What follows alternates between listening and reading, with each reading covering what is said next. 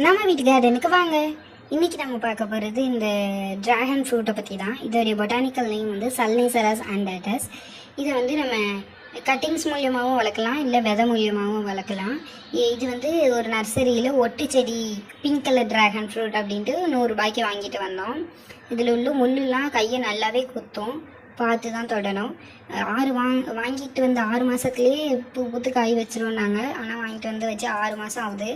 இன்னொன்று என்ன காரணம்னா, எங்களுக்கு இந்த வாழை மரத்து நிழல் ரொம்பவே படுது. இது வந்து ஒரு கள்ளி செடி வெரைட்டி தானே, அதனால் வெயிலில் தான் இருக்கணும். நாங்கள் இது வந்து இந்த இதை செவுத்தை பிடிச்சி வளர்ந்துரும்ன்ட்டு செவுத்து பக்கம் வச்சோம்.